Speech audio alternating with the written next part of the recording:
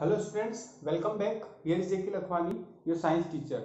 आज अपन स्टार्ट करेंगे अपना नया चैप्टर जो कि एक बायोलॉजी पार्ट से होगा। That is chapter number 6 from our NCERT book life processes. ठीक है, तो ऐसे देखा जाए तो ये जो चैप्टर है बहुत ही ज़्यादा इंटरेस्टिंग चैप्टर भी है जो आपका बायो पार्ट में इंटरेस्ट क्रिएट करेगा। प्लस इसके अलावा एग्जामिनेशन पॉइंट ऑफ व्यू से भी अपने लिए बहुत ज़्यादा चैप्टर इंपॉर्टेंट है, क्योंकि ये जो चैप्टर होगा ये एटलीस्ट आपके 10 to 12 मार्क्स कवर करेगा इन द फाइनल एग्जामिनेशन। ठीक है, तो स्टार्ट करते हैं बिना किसी देरी के। Life process. तो लाइफ प्रोसेस होता क्या है? हर वो प्रोसेस जो अपने बॉडी के अंदर जितने भी फंक्शन हो रहे हैं उनको मेंटेन करती है। हर वो प्रोसेस जो अपनी बॉडी के अंदर जितने भी प्रोसेस फंक्शंस हो रहे हैं उनको मेंटेन करती है। और हर वो प्रोसेस जो क्या है, इंपॉर्टेंट है अपने सर्वाइवल के लिए। मतलब अगर वो प्रोसेस होना बंद हो जाए तो अपना सर्वाइवल भी क्या हो जाएगा, रुक जाएगा।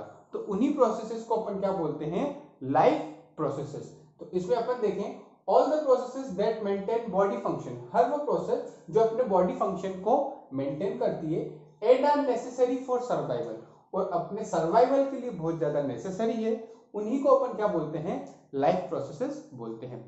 जैसे एग्जांपल में आपको बताऊं तो एग्जांपल में अपने पास न्यूट्रिशन है। न्यूट्रिशन क्या हो गया, एक तरीके से समझिए इनटेक ऑफ फूड, जो खाना अपन खा रहे हैं वो न्यूट्रिशन हो गया।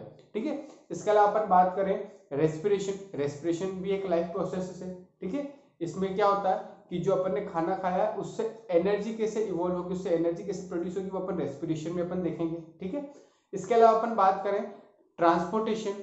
अपनी बॉडी के अंदर बहुत सारी चीजों का क्या होता है, ट्रांसपोर्टेशन होता है। वो किस तरीके से होता है, ह्यूमन हार्ट वगैरह के बारे में अपन पढ़ेंगे। इसके अलावा अपन बात करें एक्सक्रीशन, जिसमें अपन जो वेस्ट मटेरियल है, जो वेस्ट प्रोडक्ट प्रोड्यूस हुआ है बॉडी के अंदर, उसको किस तरीके से बॉडी से बाहर करना है, एक्सक्रीट किस तरीके से होता है, वो सब चीजें अपन देखेंगे। फिल्ट्रेशन कैसे, मतलब उसमें फिल्ट्रेशन कैसे होगा वो अपन देखेंगे। तो ये सभी चीजें जो है ना, ये अपनी आएगी लाइफ प्रोसेस के अंदर। ठीक है, तो इसके अपन एग्जाम्पल लिख लेते हैं कि एग्जाम्पल में अपने पास इसमें क्या क्या आएगा। तो एग्जाम्पल अपन वही लिखेंगे जो अपन इस चैप्टर में पढ़ने वाले, जो लाइफ प्रोसेस अपन पढ़ना। ऐसे तो बहुत सारी लाइफ प्रोसेस होती है, लेकिन जो अपन इस चैप्टर में पढ़ने वाले वो अपन एग्जाम्पल के फॉर्म में लिख देते हैं। तो यहाँ पे पहली जो है वो है अपने पास न्यूट्रिशन।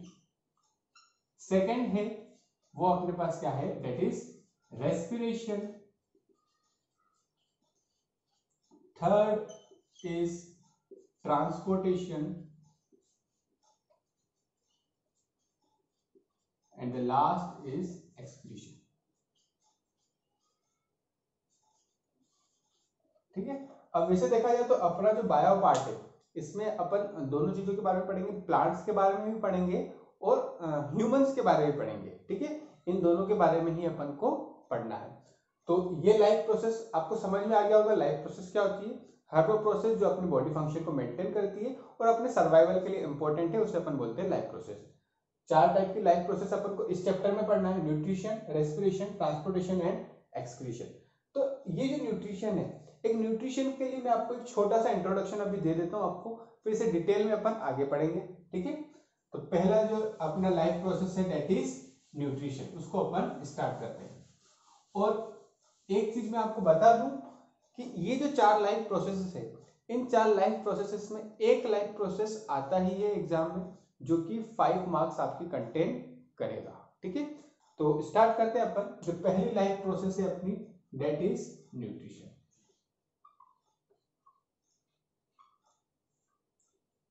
ठीक है, अब न्यूट्रिशन क्या होता है, ठीक है, ये यूं समझिए, it is the process of obtaining nutrients from the food. है ना, जो खाना अपन खा रहे हैं उससे न्यूट्रिएंट्स को ऑब्टेन करने की जो प्रोसेस होती है उसी को अपन क्या बोलते हैं, न्यूट्रिशन बोलते हैं। ठीक है, तो डेफिनेशन लिख देते हैं, it is the process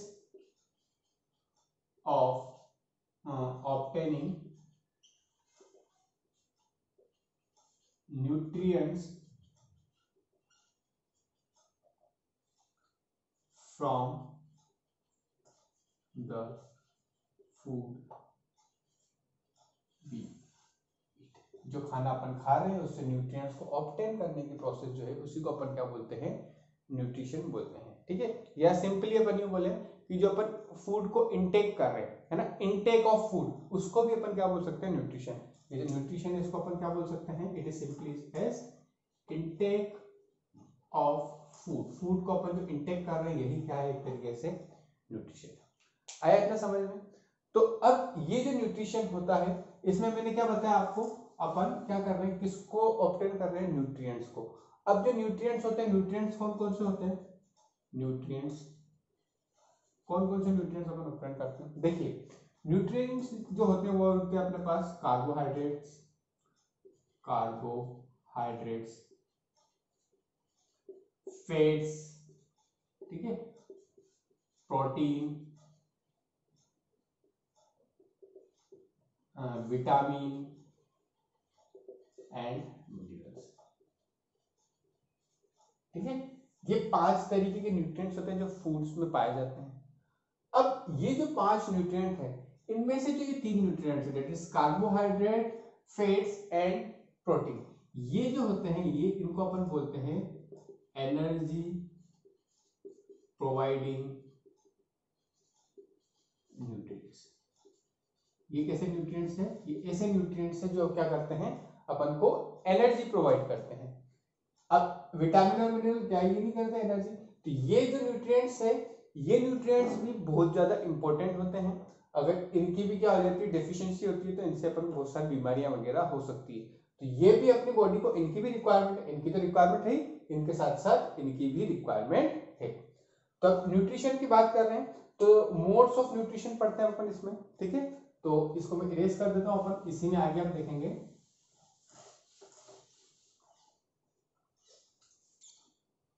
modes of nutrition, ये ऑलरेडी चीजें आप पढ़ चुके हो, जो मेन चीजें हैं वो आगे आएगी, लेकिन ये चीजें आप ऑलरेडी पढ़ चुके हो, आपको पता होगा, आपने मोड्स ऑफ न्यूट्रिशन ऑलरेडी जो आपकी पहले जो क्लासेस में उनमें आप पढ़ चुके हैं। इसमें कौन कौन सी आती है, पहला आता है ऑटोट्रोफिक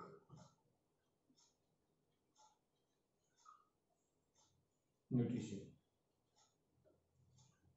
ठीक है। 2 टाइप के न्यूट्रिशन होते हैं, autotrophic mode of nutrition and second is heterotrophic mode of nutrition, ठीक है।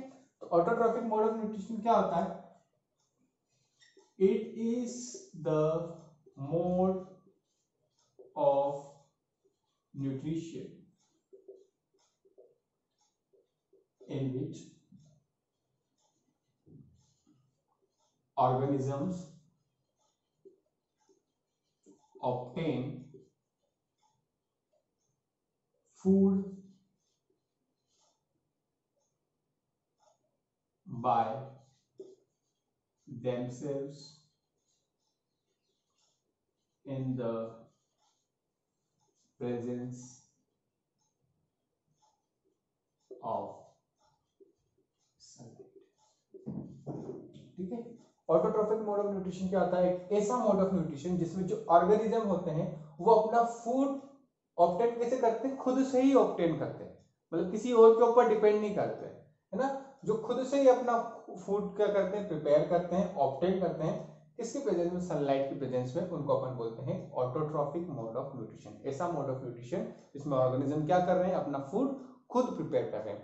तो इसके लिए अपने पास जो एग्जाम्पल है ऑलरेडी आप पढ़ चुके हैं।